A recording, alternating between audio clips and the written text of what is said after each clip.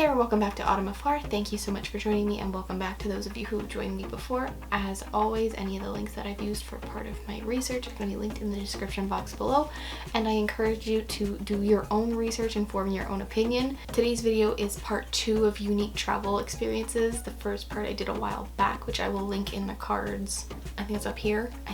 Not sure. Some of these are beautiful, others strange. So if you watch the news or you follow any viral news stories, I'm sure you remember a couple years ago the story from the Yukon, a Northern Territory in Canada, when they lost an important relic. But before I get into that, let me give you a little bit of history.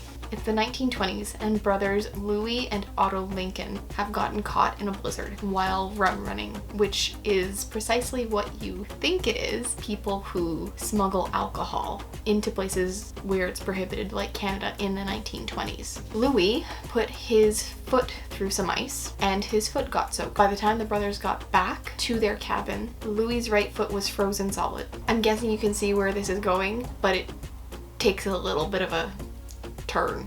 To prevent gangrene, which can be deadly, Otto cut off Louis's toe and put it in a jar of alcohol to keep for some unknown reason. After that, what happened is a little bit of a legend, a myth, but after that, the story is that a man named Captain Dick Stevenson found the toe in 1976. in a remote cabin with the toe still in the jar of alcohol. Now, in case you're unfamiliar with what's going on here, I'm sure you're wondering, how exactly is this a unique experience? Well, the reason it's an experience is because there is now a club associated with the toe.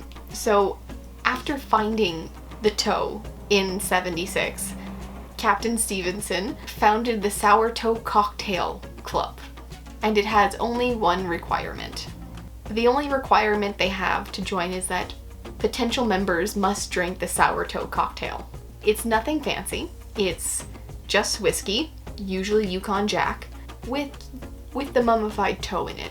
You can drink it any way you want, but to join, the toe has to touch your lips. And if you think that's gross, in 2013, there was a guy who swallowed the toe on purpose.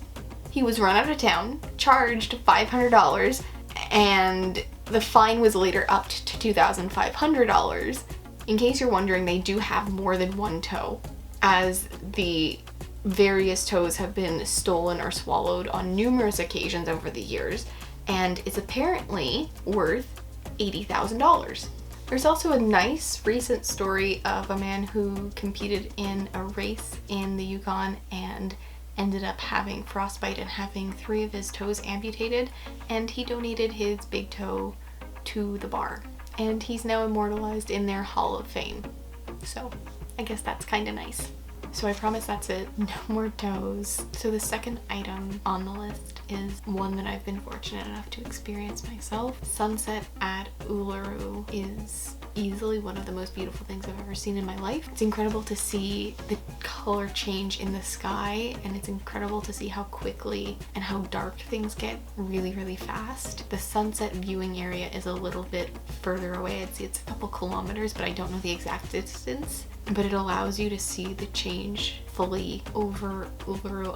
I remember there was a video posted not long after I got back of sunset at Uluru. I'll see if I'm able to find it and link it below, because it's really, really beautiful. Sunrise, on the other hand, is best seen up close because you get to see the intricacies kind of come to life as you're hiking around Uluru. The hike that I did, we left around 5:30 in the morning, and we were done the hike and back in the bus for around 11:30 or so. It's actually really, really far to walk around, and I wasn't expecting that, honestly. I was expecting it to be much shorter. I was expecting it to be like a very small space, but it's actually really, really massive. So it's actually about 10.5 kilometers to walk around Uluru. So it actually takes quite a long time to walk around, especially if you're going to be stopping and watching, or if you're going to be looking out into the distance, or if you're going and checking and reading all the different things that they have written all over the place. It can take you a really, really long time, as shown by the fact that it took me from about 5:30 to around 11:30 in the morning. The colors for both are absolutely stunning. If you go in the morning, you can see it go from a really, really dark orange to the red color that you usually see in photos, and it's absolutely mind-blowing to watch the colors change.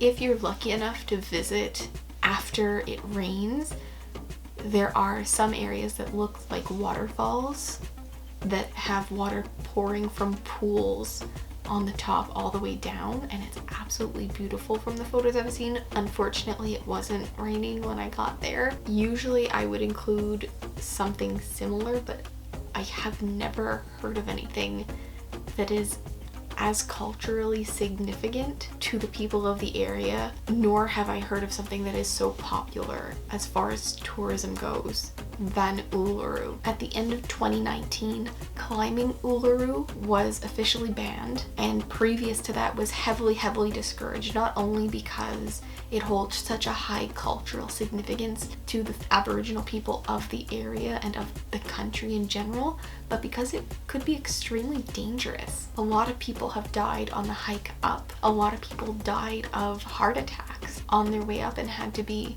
brought down by helicopter because they simply could not get down on their own. So the next one is not one I was expecting to experience, at least where I experienced it. I would have figured I would have had to have gone to South America or Africa or anywhere that is better known for their desert. So the first place I saw a sand dune was actually in Tasmania. We pulled up to the parking area and the sand dune was absolutely enormous, and it's all I could see on one full side of the bus, and it just kept going.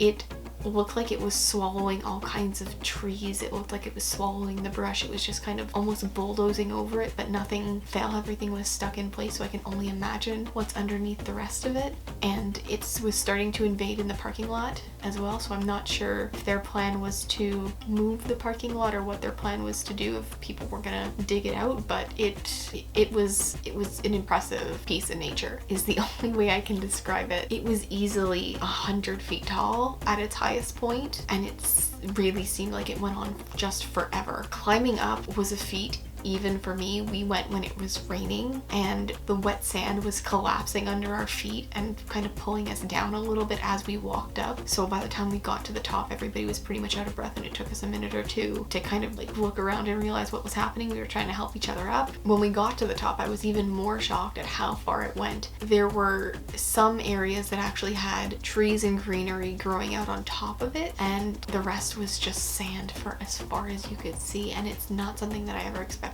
I would have to climb up to see. I would have just expected it would just be there. The tour guide told us stories about how people go out on ATVs and stuff like that, and there are tours that just take you around the sand dune. The walk down was almost as steep as the way up, but it was almost more difficult, but not for the same reason.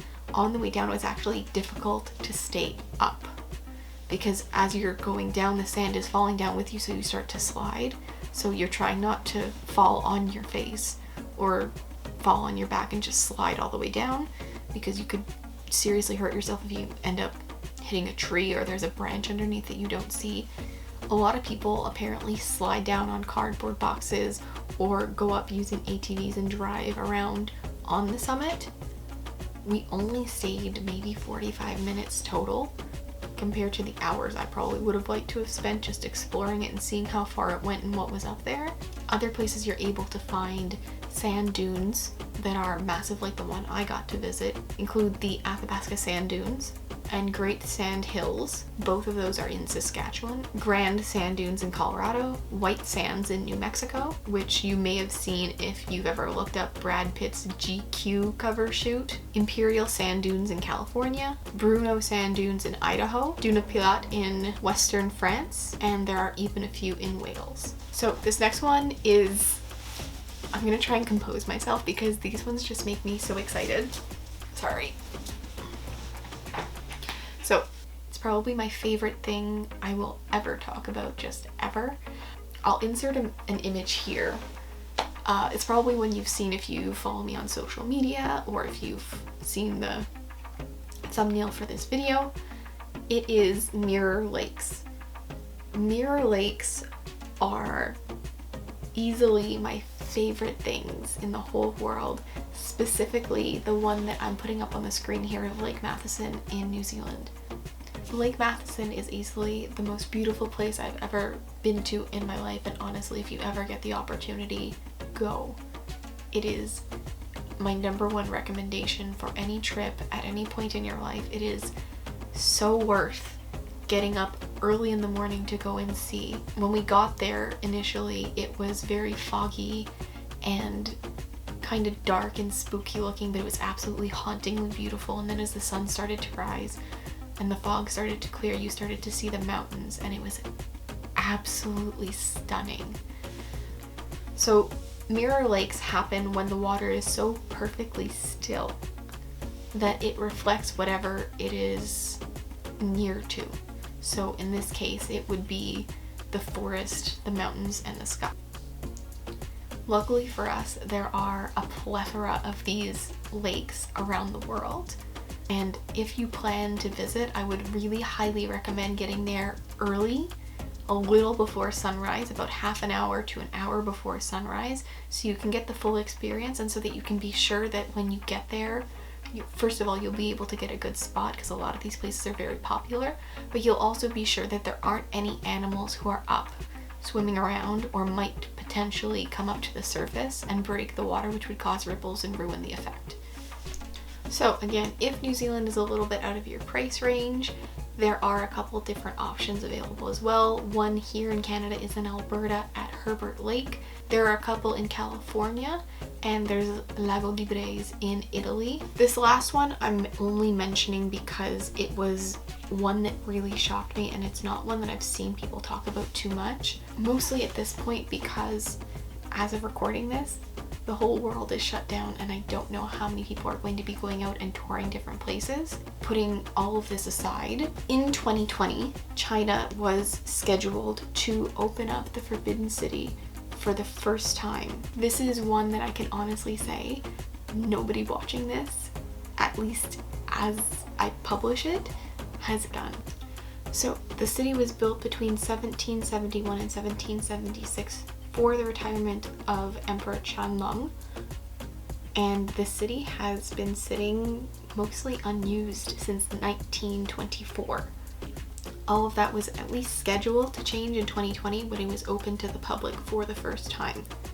What is opening is actually a garden, which will be finished in time to coincide with the 600th anniversary of the Forbidden City, which you can currently visit, but not in its entirety. When my initial research started on this, a few sites said that they had tickets available, but I didn't find any.